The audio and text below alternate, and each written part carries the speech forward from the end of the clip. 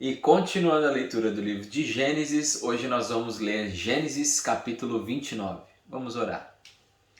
Deus, nós te agradecemos pela tua palavra, porque nela vemos histórias de homens e mulheres que viveram segundo o teu coração e que além dos acertos também tiveram os seus erros. Muito obrigado porque nós podemos aprender através da vida deles. Pedimos nesse momento que o Senhor nos ajude a ler e a compreender a tua palavra. Em nome de Jesus, amém. Gênesis capítulo 29, versículo 1. Então Jacó seguiu viagem e chegou à Mesopotâmia. Certo dia, olhando ao redor, viu um poço no campo e 3 rebanhos de ovelhas deitados por perto, pois os rebanhos bebiam daquele poço que era tapado por uma grande pedra. Por isso, quando todos os rebanhos se reuniam ali, os pastores rolavam a pedra da boca do poço e davam água às ovelhas. Depois recolocavam a pedra em seu lugar sobre o poço. Então, era uma pedra para, impedir que pessoas caíssem ali ou entulho caísse e comprometesse a qualidade da água. Jacó perguntou aos pastores: Meus amigos, de onde são vocês? Somos de Harã, responderam. Vocês conhecem Labão, neto de Naor? Perguntou-lhes Jacó. Eles responderam: Sim, nós o conhecemos. Então Jacó perguntou: Ele vai bem? Sim, vai bem, disseram eles. E ali vem sua filha Raquel com as ovelhas. Disse ele: Olhem, o sol ainda vai alto e não é hora de recolher os rebanhos. Deem de beber as ovelhas e levem-nas de volta ao pasto. Mas eles responderam: Não podemos, enquanto os rebanhos não se agruparem e a pedra não for removida da boca do poço. Só então daremos de beber às ovelhas. Ele ainda estava conversando quando chegou Raquel com as ovelhas de seu pai, pois ela era pastora. Quando Jacó viu Raquel, filha de Labão, irmão de sua mãe, e as ovelhas de Labão, aproximou-se, removeu a pedra da boca do poço e deu de beber às ovelhas do seu tio Labão. Veja que é uma situação muito parecida quando o servo de Abraão vai buscar a esposa para Isaac. Lembra que o servo chega na boca do poço e a Rebeca vai dar de beber aos camelos do servo. Aqui é um pouco ao contrário. Então o Jacó está lá e ele remove a pedra e ele vai dar de beber às ovelhas que estavam com Raquel. Depois Jacó beijou Raquel e começou a chorar bem alto. Eu não sei você, mas enquanto eu estou lendo a Bíblia ou escutando a história que alguém está me contando, eu fico imaginando a cena na minha cabeça. Então eu imagino ele dando um ósculo, um beijinho, né, na Raquel e de repente ele começa a chorar bem alto. Que situação estranha. Mas eu começo a entender que ele estava com as emoções à flor da pele. Imagina, ele estava já longe dos seus pais, longe da sua terra, ele estava fugindo do seu irmão, que estava querendo matar ele, e agora, como a gente falou no capítulo anterior, com uma mão na frente e outra atrás, sem muitos bens, quase nada, e encontrando agora uma de suas parentes. Então foi um momento de ele colocar toda aquela emoção dele para fora. Então contou a Raquel que era parente do pai dela e filho de Rebeca. E ela foi correndo contar tudo ao seu pai. Logo que Labão ouviu as notícias acerca de Jacó, seu sobrinho, correu ao seu encontro, abraçou-o e o beijou. Veja, esse negócio de beijo aí era um negócio muito comum, um ósculo aí, um beijinho. Depois levou-o para casa e Jacó contou-lhe tudo o que havia ocorrido. Então Labão lhe disse: Você é sangue do meu sangue. Já fazia um mês que Jacó estava na casa de Labão, quando esse lhe disse: Só por ser meu parente você vai trabalhar de graça? Diga-me, qual deve ser o seu salário? Ora, Labão tinha 2 filhas. O nome da mais velha era Lia, e o da mais nova, Raquel. Lia tinha olhos meigos, mas Raquel era bonita e atraente. Como Jacó gostava muito de Raquel, disse: Trabalharei 7 anos em troca de Raquel, sua filha mais nova. Labão respondeu: Será melhor dá-la a você do que algum outro homem. Fique aqui comigo. Então Jacó trabalhou 7 anos por Raquel, mas lhe pareceram poucos dias pelo tanto que amava. Olha só que declaração romântica. É como você estar perto da pessoa que você ama, e aí você ficou 5 horas lá conversando, e aí você olha no relógio e fala: Nossa, passou tão rápido o tempo, parece que só se foram 30 minutos. Mais ou menos isso. Então disse Jacó a Labão: Entregue-me a minha mulher. cumpri o prazo previsto e quero deitar-me com ela. Então Labão reuniu todo o povo daquele lugar e deu uma festa. Mas quando a noite chegou, deu sua filha Lia a Jacó, e Jacó deitou-se com ela. Labão também entregou sua serva Zilpa, a sua filha, para que ficasse a serviço dela.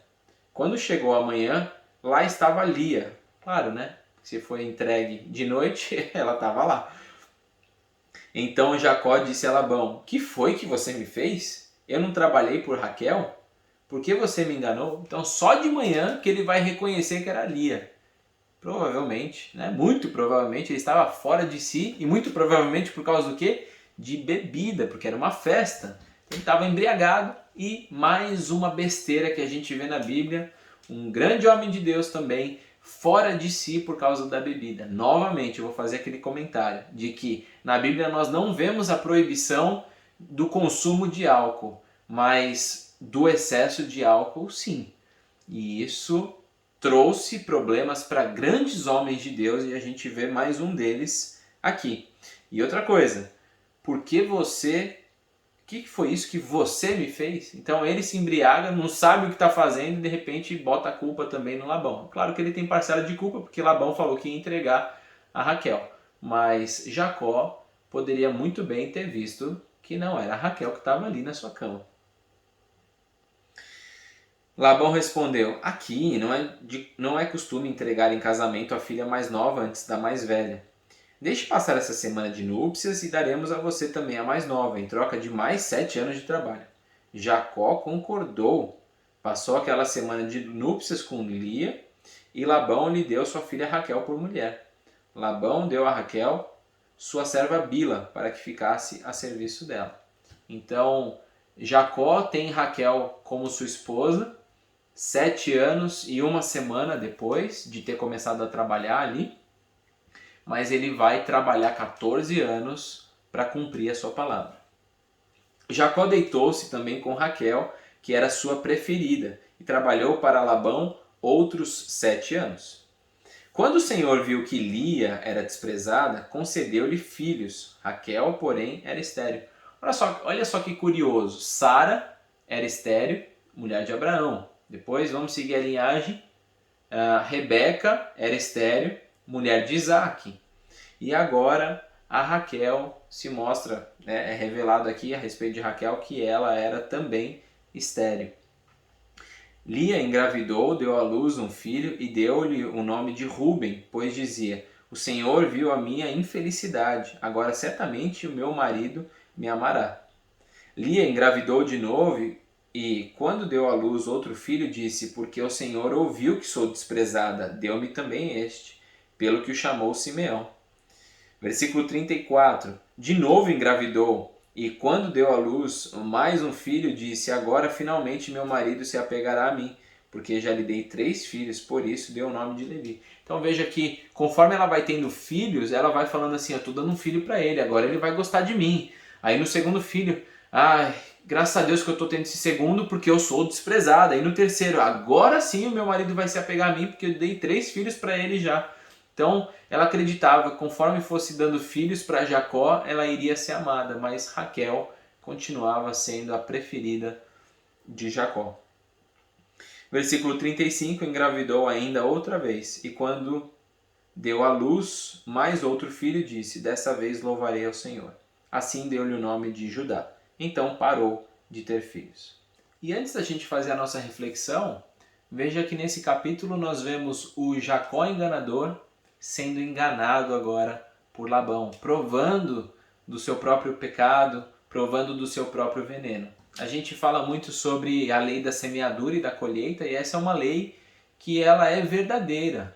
Se você plantar o mal, uma hora ou outra você vai colher o mal. No relacionamento com Deus, graças a Deus, por causa da misericórdia dele, muitas vezes nós não sofremos as consequências, como deveríamos sofrer. Mas é claro que em um grau mais avançado ou menos avançado a gente vai acabar passando por algumas situações difíceis por causa das nossas atitudes. E a gente, apesar da gente não sofrer todas essas consequências por causa da misericórdia de Deus, uma hora ou outra na nossa vida a gente vai encontrar com o nosso próprio eu só que de uma forma externa. Jacó acaba de se encontrar com seu próprio eu, só que agora esse próprio eu se chama Labão. Então o Jacó, que era o enganador, agora ele sofre da sua enganação e ele é enganado por outra pessoa. E a reflexão que eu gostaria de trazer hoje é justamente sobre um aspecto positivo de Jacó que eu consigo encontrar nesse texto. Então, apesar de ele ser o enganador e apesar de ele estar vivendo uma vida aqui poligâmica, tendo mais de uma esposa, que não era o plano de Deus desde o princípio, eu vejo um cara focado. O foco de Jacó é a reflexão do dia de hoje. Um cara que ele foi atrás dos seus sonhos, ele foi atrás daquilo que ele queria.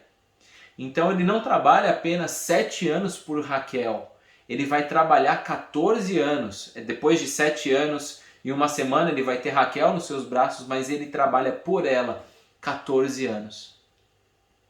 Quais são os seus sonhos? Quais são os seus objetivos? É aquele curso de inglês? É aquela faculdade? Qual que é a situação, a coisa que você precisa focar, que você precisa ir atrás? Jacó, depois de 7 anos, ao ver que estava com Lia e ver que teria que trabalhar mais 7 anos por causa de Raquel, ele poderia muito bem ter falado, não deu certo, já se passou muito tempo, eu não vou atrás desse sonho de novo. E aí aquele sonho poderia morrer, mas não, ele vai atrás. De repente os seus sonhos estão até mortos hoje. Eu quero convidar você a trazer esses sonhos à vida. Até que Deus diga não, até que Deus diga, olha, não vá por esse caminho, vá por esse. Vá atrás dos seus sonhos, vá atrás dos seus objetivos. E vamos tirar uma lição boa aqui de Jacó? Tenha o foco de Jacó. Que Deus nos ajude a ter esse foco e ir atrás. Ainda que demore, a recompensa vai ser muito boa. Vamos orar? Deus, te agradecemos pela tua palavra, te agradecemos porque podemos ver os deslizes, as escorregadas daqueles que são notáveis na Bíblia, naqueles que são conhecidos como homens que agradaram teu coração, como homens que viveram segundo a tua promessa e através deles o Senhor fez algo importante aqui nessa terra. Oh Deus, muito obrigado porque nós podemos aprender com esses deslizes, com os acertos e nessa reflexão de hoje que nós possamos ter foco, assim como Jacó teve e muitos anos correndo atrás dos seus objetivos, que nós possamos ter esse foco, que o Senhor restaure hoje no nosso coração os nossos sonhos, restaure no nosso coração aqueles objetivos, aqueles sonhos inclusive que já estavam mortos, que o Senhor ressuscite no nosso coração e nos dê forças para que nós possamos ir atrás deles. E Deus, se alguma das pessoas que está acompanhando essas reflexões aqui com a gente, do livro de Gênesis, está correndo atrás de alguma coisa que não é a tua vontade, mostra para essa pessoa. Pedimos então, Deus, que enquanto nós estamos correndo atrás dos nossos sonhos, que o Senhor abra as portas certas e feche as portas erradas. Em nome de Jesus. Amém. Que Deus te abençoe e até amanhã. Gênesis capítulo 30.